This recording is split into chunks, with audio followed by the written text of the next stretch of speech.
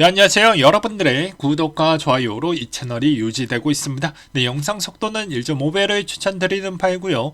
구독자님, 멤버십 회원님들에게 감사하다고 말씀을 드리면서 제 영상은 추세 기반형 투자 분석 영상이기 때문에 참고만 해두시기 바라겠습니다. 이번 내용은 여러 가지 또 시장 분위기, 이슈 사항에 따른 내용이 있어서 그 내용과 그리고 비트코인 관련 소식 이렇게 한번 준비를 해 보았습니다. 이번에 OECD 경기 선행지수 내용도 준비를 해 보았는데요. 보게 되면 경기 침체 시즌 때마다 선행지수에 겹쳐서 들어갔다라고 볼 수가 있게 되겠습니다. 이게 보게 되면 아무래도 23년도 때 일단 걸쳤잖아요. 그렇기 때문에 24년도 때는 이 구간에 들어갈 것으로 보여집니다. 언제 이 시점을 돌파해서 들어올 것인지는 좀 봐야 될 것 같은데 24, 25 시즌으로만 보았을 경우에는 상당량만큼은 좀 침체 구간에 들어와서 시장이 조금은 영향을 줄 수가 있는데 최근에 나스닥 동향을 본다라고 하면 약간씩 조정을 보여주고 있는 실정이죠. 그렇기 때문에 이번에 비트코인도 약간 약세를 보여주다가 잠시 반등이 나와주기도 했었는데 이게 계속 연속적으로 보여질지는 좀 더 지켜봐야 될 것 같긴 합니다. 그리고 과거 통화긴축 시기 기준금리 고점 이후 약 7개월 이후 예금금리가 상승을 보여주었기 때문에 이게 또 채워지는 구간대가 좀 필요하거든요.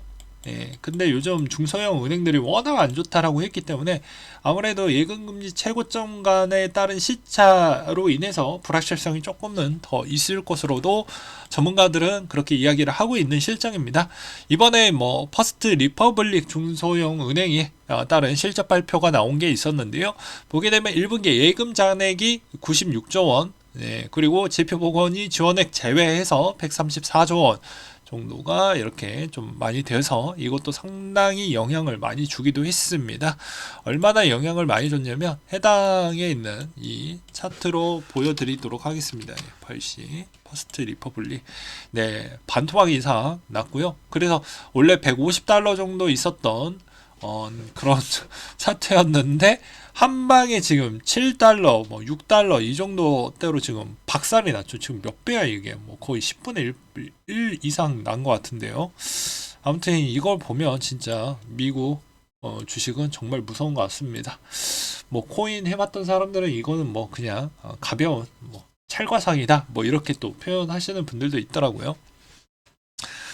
그 다음으로 UBS 실적도 나와준 게 있었는데요. 실적은 크게 나쁘진 않았습니다. 단 EPS가 예상보다 하회됐다라는 점이 시장에 따른 기대감보다는 좀 둔화되었다. 3년 만에 분기 이익 최저치로 나와서 아무래도 신규 예금 유치에 따른 무력화에 따른 영향성이지 않겠냐라는 의견들도 나와주기도 했습니다.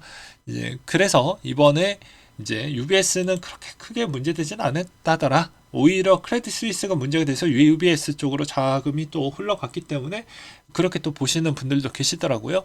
그래서 뭐 UBS 거는 뭐 그렇게 문제되지 않을 것이다 였는데 결국에 패를 까보니까 문제되지 않았고 오히려 이제 중소형 은행들이 다시 한번 관심을 갖게 되게 됩니다. 그래서 퍼스트 리퍼블릭은 너희 어떻게 이 고비를 넘길 거냐라고 하니까 우량자산 매각 추진을 하겠어요 라고 이야기를 했고요. 연은 총재 다른 언급도 이런 이야기가 나왔습니다. 아무래도 중소기업 대출받기 아마 점점 어려워질 것 같다라고 이야기를 하기도 했었고 중소형 은행들도 이거 자금 구하기가 쉽지는 않을 것 같은데 어떻게 할 거냐라는 고민에 또 들어가게 되어져 있습니다. 왜 그러냐면 예금 잔액이 40%나 감소를 했고 뱅크런 예상보다 훨씬 더 컸기 때문에 이거 2분기 되면 더 좀비 은행들이 더 많이 나오는 거 아니냐라는 의견들이 꽤 많이 나왔기 때문입니다. 그렇기 때문에 제가 누누이 이번 3분기가 도래해야 하는 시점 상당히 많이 남았잖아요. 3분기가 뭐 어마어마하게 아직도 많이 남아져 있는데 내가 그걸 일일이 맨날 확인을 해야 되냐? 예, 여러분들 돈을 지키려고 하면 그거는 꼭 확인을 하셔야 됩니다. 그래서 그런 불확실성이 나오다 보니까 잠깐 또 빠져주는 형태가 나와줬죠. 빠졌다가 다시 올랐습니다. 시간대를 보면 비슷하죠? 네. 그래서 빠졌다가 올라가는 현상으로 비트코인 자금으로 또 흘러갔다라고 보시면 될 것 같고 뭐 테더는 뭐 볼 필요성이 없으니 일단 제끼고 이제 BUSD 부분을 좀 본다라고 하면 BUSD 부분도 여전히 계속 내려가는 현상을 볼 수가 있게 되겠습니다. 그 다음으로 피터 린치 아저씨 걸 또 가져와 봤는데 우리와 관계도가 있는 발언을 했기 때문입니다. 블록체인 공부를 해봤는데 암호화폐는 투자 안 한다라고 이야기를 또 했다라고 하네요. 내가 공부를 해보니까 이거 내 스타일 아닌 것 같아 라고 이야기를 했기 때문에 참고하시길 바라겠고요. 그리고 이분도 인간이기 때문에 최적화가 될 수가 없습니다. 이분도 후회를 했다라고 하는데요. 애플, 엔비디아 투자 안 했던 게 상당히 후회된다라고 합니다. 그러니까 버핏 형이 조금 더 가치적으로 높은 위치에 있는 것도 가장 본인이 투자 잘 안 하는 쪽에 애플 투자를 했다라는 것도 되게 재밌는 구간이라고 볼 수도 있겠죠. 그 다음에 이제 좌측을 보시게 되면 인스타그램에 핀터레스트를 합친 레몬 A씨라고 해서 일본에서 처음 출시를 했는데 상당히 인기가 좋다고 합니다. 그리고 중국에서도 인기가 좋고 앞으로 이게 조만간에 인스타를 잡아먹을 수 있지 않겠냐라고 지금 급부상 중이라고 합니다. 근데 여기에서 또 재밌는 건 되게 웃긴 게 우리가 지금 알고 있는 그 틱톡 쪽에서 이 세컨드리로 SNS를 좀 만들었다라고 하더라고요. 너희가 틱톡을 막으면 우리는 다른 거 하나 만들어서 하면 된다라고 해서 인스타를 저해시킬 수 있을 만한 그런 동력으로 저걸 좀 키우려고 하는 것 같습니다. 근데 분위기가 나쁘지 않는다라고 하는데 이것도 또 지켜봐야 되겠죠. 그 다음으로 평균 미실현 소인익의 합의 지표로 비트코인 또 지표 관련된 크립토 퀀트 내용 두 가지를 또 준비를 해 보았는데요. 일단 이 지표값이 커지면 미실현 손실이 커지는 것을 의미를 하고 지표값이 작아지면 수익이 커지는 것을 의미를 한다라고 되어져 있는데 비트코인 상승을 했던 15년도, 19년도와 비슷한 하락을 보이고 있으며 상승장을 예고하고 있다. 4월 25일 기준으로 이 지표를 보면 지속적으로 지표값이 하락하고 있으며 이는 미실현 손실을 감수하고 수익이 증가하고 있다라는 또 지표라고 합니다. 좌측 해시레이트에 따른 또 지표 내용이 있었는데요. 보게 되면 이 지표는 3월 23일 최고점에 있는 시점에서 비슷한 흐름을 보여주고 있다고 하는데 그 요점은 패턴의 요점은 비트코인 가격이 10% 이상 큰 상승세가 보여주었을 때와 그리고 해시레이트의 최고점을 기록할 경우 비트코인 최소 7% 하락을 보여주었다. 이걸 적용을 해보았을 때 최소 25K에서 23K 근처까지 하락할 가능성이 있다라는 또 주장에 있는 지표 또 준비를 해보기도 했습니다. 그 다음으로 가상자산법 주요 내용 3프로TV에서도 또 다뤄드리기도 했었는데 이건 저도 옛날에 한번 미카 초안 나왔을 때 한번 다뤄드리기도 했던 것 같아요. 다시 한번 요점이 잘 되어져 있는 거 한번 가지고 와봤는데요. 보게 되면 자 가상자산에 따른 정의, 사업자 이용자 정의, 그리고 불공정 거래에 따른 처벌 조항 마련이 됐고요. 콜드 월렛 등 투자자 보호 방안의 구체화 내용이 있었고 가상자산위원회 설치 합의와 증권 성격을 가진 가상자산에 대해서 자본시장법을 우선 적용을 한다라는 것과 그리고 사업자에 대한 한국은행으로 자료 요구권을 신설을 했다고 합니다. 이 정의에서는 CBDC, NFT 이런 쪽은 좀 빠졌다라고 보시면 될 것 같습니다. 뭐 디파이나 이런 쪽. 그 다음에 가상자산 사업자의 검사권은 금융위, 금감원의 합의를 통해 이제 진행이 된다라고 되어져 있습니다. 그래서 이 취지는 스테이블 코인에 따른 규제 체계 확립이라고 보시면 될 것 같고요. 앞으로 이제 미카2가 나오게 되면 여러 가지 뭐 NFT나 뭐 등등 뭐 누락됐던 걸 이제 조만간에 뭐 하겠죠.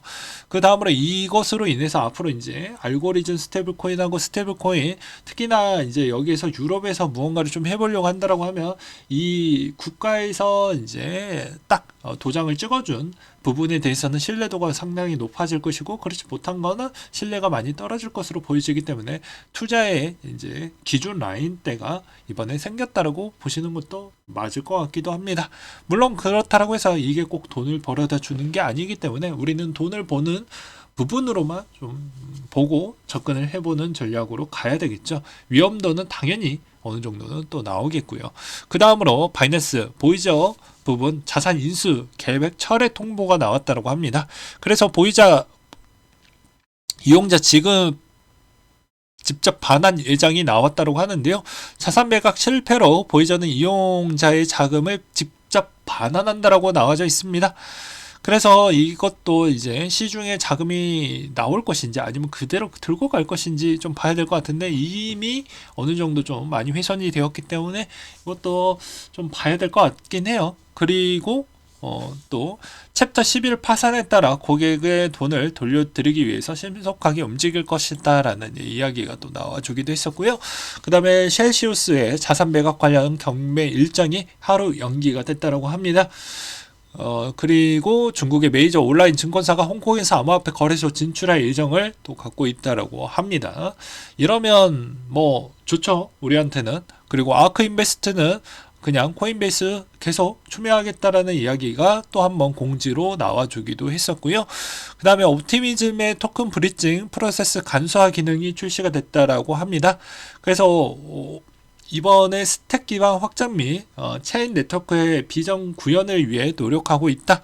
보통 보안, 레이어, 오픈소스, 개발 스택 공유하는 확장 기능 체인 네트워크이며 토큰 리스트 기능을 통해 개발자는 보다 간편하게 검색 관리 등을 수행할 수 있다고 합니다.